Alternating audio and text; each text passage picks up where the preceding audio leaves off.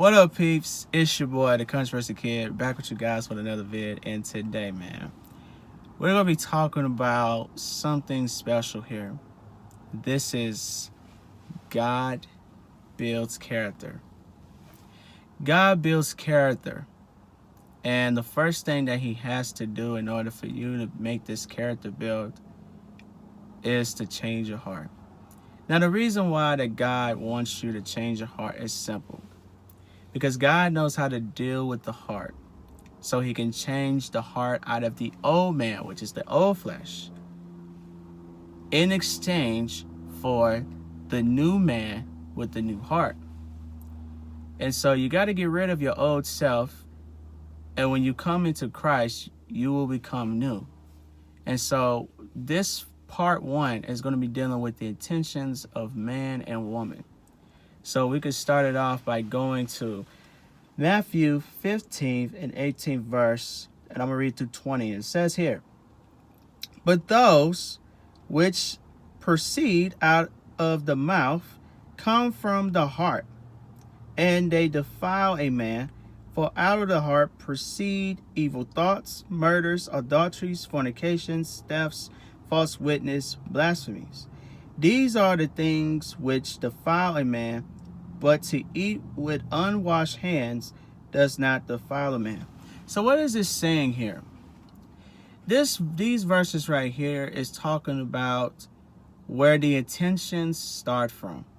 See, everybody gets the misconception that everything starts from the mind. But no, you got to actually think about it and ask yourself, where does this all come from?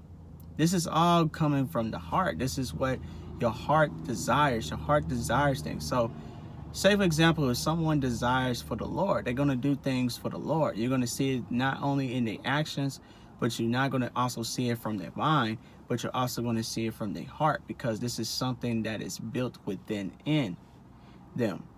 You know what I'm saying? So you're going to actually see these things, and not just by the physical, but you're actually going to see their heart within and inside. Now, let's jump to Luke. Let's go to the book of Luke, and let's go to the 12th chapter, and let's go to the 33 through 34 verse, and it says right here, guys, follow me in your Bibles. It says, "Sell what you have and give alms. Provide yourselves money bags which do not grow old, a treasure in the heavens that does not fail, where no thief approaches nor a moth destroys.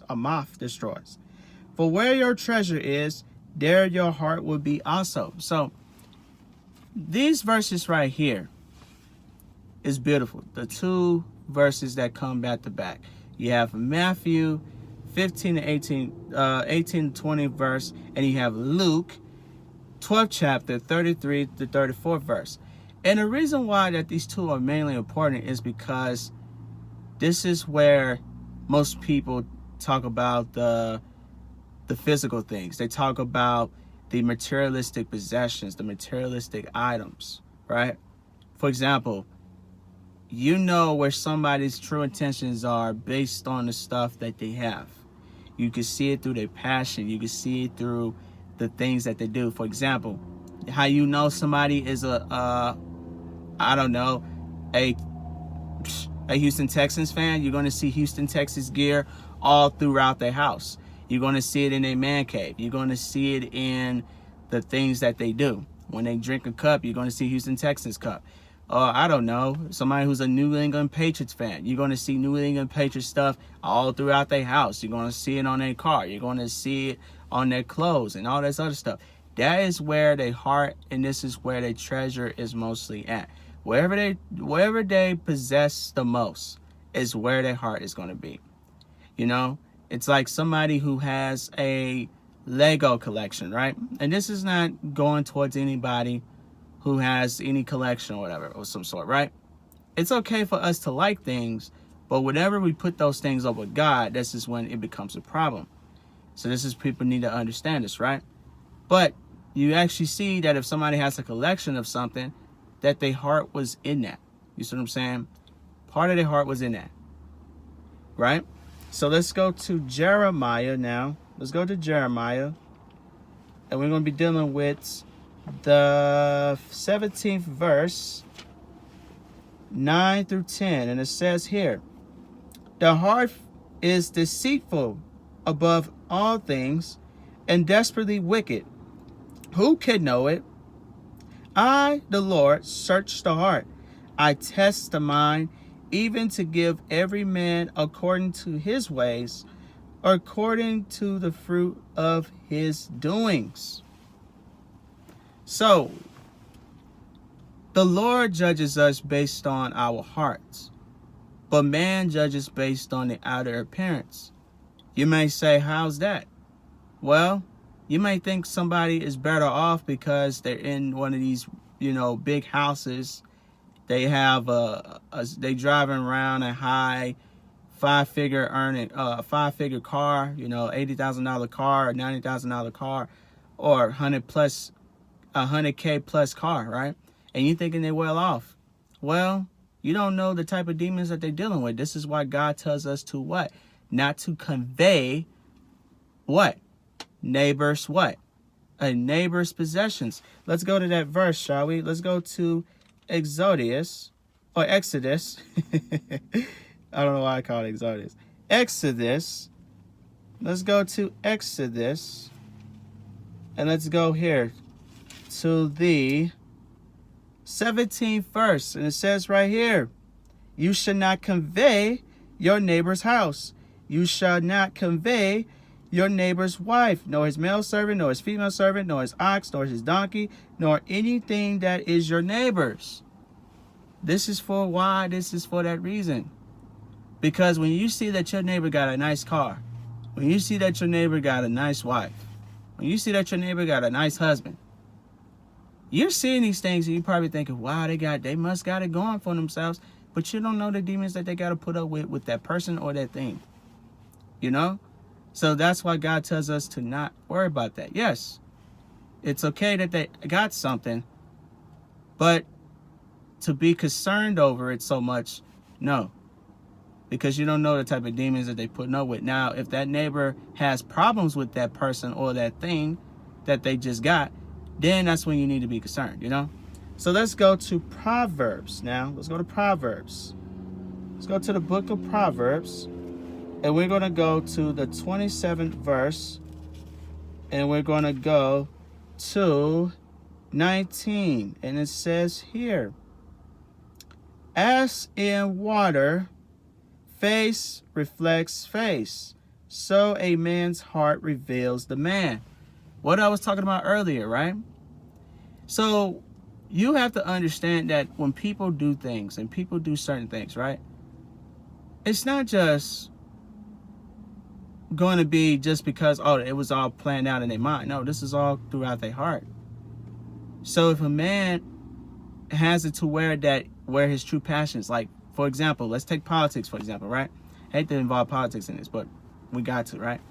Somebody who stands for low taxes, this is something that is in their hearts, that they desire to have low taxes because they don't want extra taxes. They don't want to be paying for extra nonsense, right? And then you have somebody who's for abortion. This is not from their mind. This is within their heart because of what they truly desire. Now, some of you may say, so they desire just killing babies or getting rid of babies and stuff like that. And Well, there it is right there.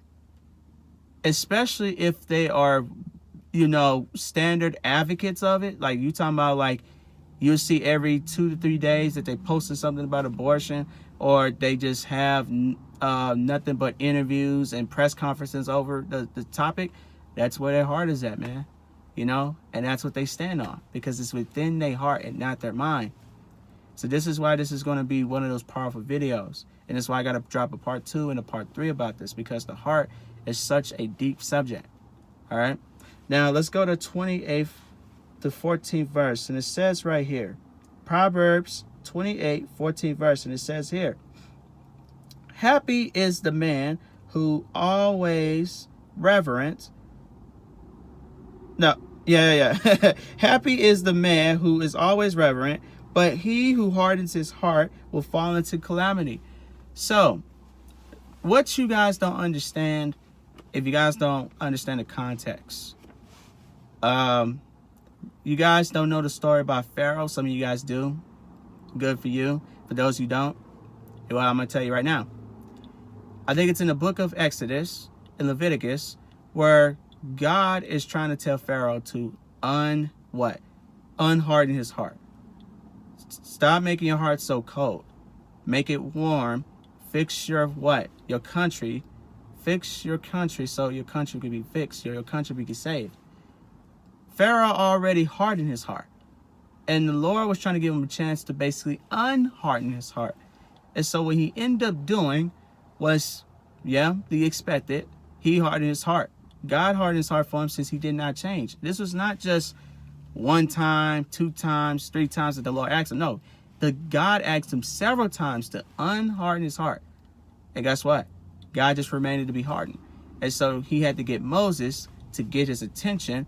And by the time he got his attention at the last minute, Egypt was getting destroyed as soon as Moses took God's children out of Egypt, away from all that foolery that was going on, because these guys, they was into sorcery, they was into idolatry, they was into adultery, they was into murder they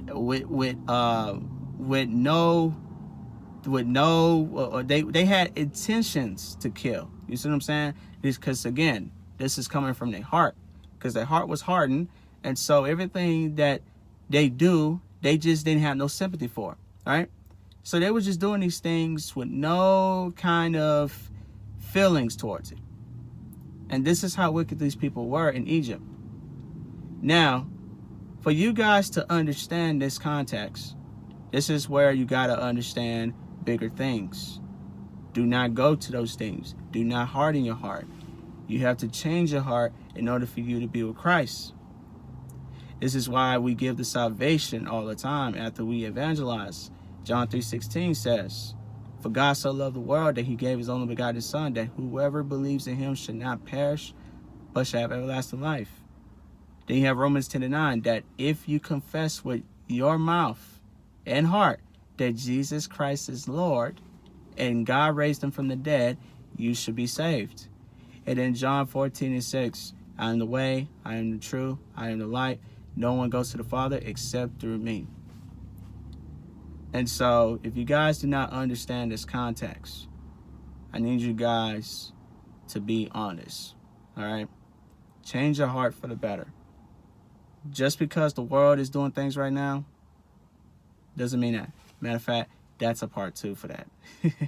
So I just gave you a little something for part 2, all right? Now, stay tuned for part 2, because it's going to be really interesting. It's your boy, the kid. Peace.